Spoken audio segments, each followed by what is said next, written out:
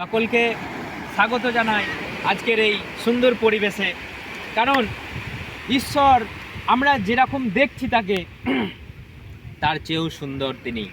কারণ বাইবেল বলছে মানুষ যা চোখে দেখেনি, মানুষ যা কখনো কল্পনা করেনি, ঈশ্বর মানুষের জন্য সেই রকম একটা উত্তম ব্যবস্থা করে রেখেছে। তাই আমার প্রিয় ঈশ্বরের সন্তানেরা, আমরা যতবার এই সমুদ্রকে আমরা দেখি, যতবার আমরা তার এই ঢেউ এই তীরে এসে আছড়ে পড়ে, আমরা ততবার তার গৌরব করি। আমরা বলি ঈশ্বরকে আমরা জানি না, ঈশ্বরকে আমরা চিনি না। মানুষ কেমন করে বলতে পারে যে ঈশ্বরকে আমরা চিনি না, ঈশ্বরকে আমরা জানি না? আমরা যতবার এই সমুদ্রকে দেখি, আমাদের মনে পড়ে যে তার কীর্তিকলাপ, তার সৃষ্টি, তার এই এত অপূর্ব সুন্দর আমাদের জন্য বানানো, যে তিনি আজ্ঞা দিলেন যে এই সমুদ্র তার ঢেউকে কখনো লঙ্ঘন করবে না। তিনি এই সমুদ্রকে তিনি নিজে নাম দিলেন যে এই জড়ো হওয়া জলরাশির নাম সমুদ্র। তাই আমার প্রিয় সন্তানেরা, আসুন আপনারা আজকে যারা ঘরে বসে আছেন, আজকে যারা নিজের টাকাকে ভালোবাসছেন, আজকে যারা ভাবছেন যে আমি টাকা খরচা করব না, আপনারা একবার এই জায়গায় আসুন, তাকে দর্শন করবার একটা সুযোগ করুন। আপনি ভাববেন না যে এটা দর্শন করলে আপনি ঈশ্বরকে দর্শন করছেন, না, এইটাকে দর্শন করলে আপনি ভাববেন যে ঈশ্বরের সৃষ্টি, তাহলে এই সমুদ্রের চেয়েও ঈশ্বর কত সুন্দর, ঈশ্বর কত মহান। হালেলুয়া। তাই সেই জন্য প্রিয় ঈশ্বরের সন্তানেরা, যারা আমরা যীশু খ্রিস্টকে বিশ্বাস করি না, যারা আমরা ঈশ্বরকে জানি না, আপনারা একবার আসুন, আপনার ঘর ছেড়ে, আপনার গ্রাম ছেড়ে একবার এই জায়গায় বেরিয়ে আসুন। কারণ তাকে চেনার, তাকে জানার আমাদের একটা দরকার আছে। কারণ আপনি এই জিনিসটাকে না দেখলে আপনি ঈশ্বরের কীর্তিকলাপ, আপনি ঈশ্বরের সৃষ্টি, আপনি ঈশ্বরের জ্ঞান, আপনি ঈশ্বরের বুদ্ধি, আপনি ঈশ্বরের আপনি বুঝতে পারবেন না যে ঈশ্বর মানুষের জন্য কত অপূর্ব সুন্দর বানিয়ে রেখেছে। আপনি আসুন, সেটাকে উপলব্ধি করুন, সেটাকে উপভোগ করুন। আপনি ভাবছেন টাকা টাকা টাকা জমিয়ে রাখবো, সেখানে গেলে খরচা হয়ে যাবে, আমি টাকা খরচা করব না। কিন্তু আপনার যৎসামান্য কিঞ্চিত টাকা খরচা করে, কিঞ্চিত সম্পত্তি খরচা করে আপনি যদি একবার আসেন, আপনি ঈশ্বরকে চিনতে পারবেন। আপনি চেয়ে দেখুন অদূর, আপনি দূরে চেয়ে দেখুন, সেখানে কোনো কুল কিনারা দেখা যাবে না। অর্থাৎ ঈশ্বর বলেছে যে এইসব আমার জ্ঞান, এইসব আমার বুদ্ধি, আমি নিজের জ্ঞানে, নিজ পরাক্রমে আমি সৃষ্টি করেছি।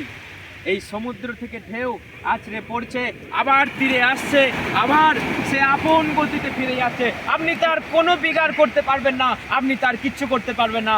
যতক্ষণ না ঈশ্বর তাকে কোনো আদেশ দিচ্ছে, সে কিছু করতে পারবে না। তো সেই জন্য প্রিয় ঈশ্বরের সন্তানেরা, একবার আসুন, তার এই সুন্দর সৃষ্টিকে একবার দেখুন, তার গৌরব করুন, তাকে ধন্যবাদ দিন। কারণ আমরা জানি না কেমন করে ঈশ্বরকে ধন্যবাদ দিতে হয়, কেমন করে ঈশ্বরকে গৌরব করতে হয়। আমরা শুধু 12 মাস ধুনো নিয়ে, আমরা 12 মাস ধূপ নিয়ে, আমরা 12 মাস ফল নিয়ে, আমরা 12 মাস মাথায় হাঁড়ি করে নিয়ে আমরা চলছি। আমাদের জীবনের কোনো মানে নেই, আমাদের জীবনের কোনো উদ্দেশ্য নেই। কিন্তু একবার এখানে আসুন, 2 হাত তুলে বলুন, ঈশ্বর তোমাকে ধন্যবাদ।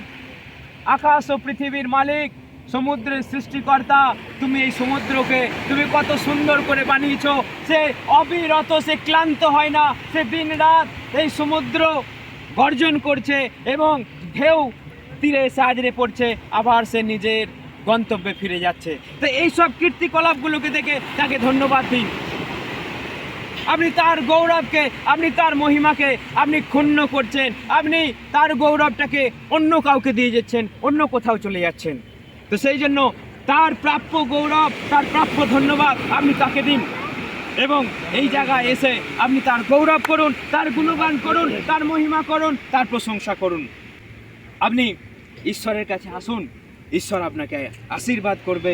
আপনি ঈশ্বরকে ধন্যবাদ দিন। ঈশ্বরকে আপনাকে কোনো কিছু দিতে হবে না, ঈশ্বরকে আপনাকে কোনো আপনার খরচা করতে হবে না। আপনি এটাকে দেখে আপনি ঈশ্বরকে ধন্যবাদ দিন, ঈশ্বর খুশি হবে, ঈশ্বর আপনাকে আশীর্বাদ করবে। ঈশ্বর আপনার সঙ্গে সঙ্গে থাকবে।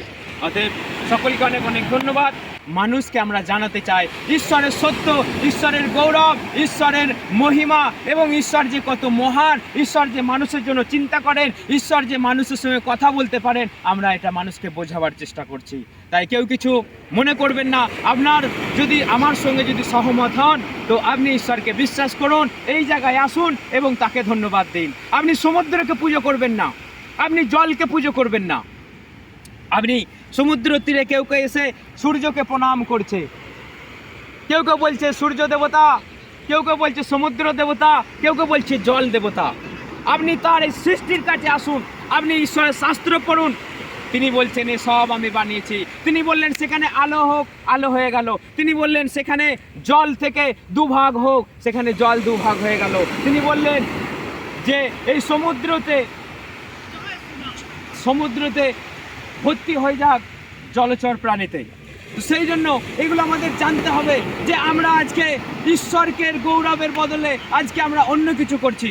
ঈশ্বরকে জানুন, ঈশ্বরকে মহিমা করুন, ঈশ্বরের প্রশংসা করুন। ঈশ্বর আপনাকে আশীর্বাদ করবে, ঈশ্বর আপনার সঙ্গে সঙ্গে থাকবে।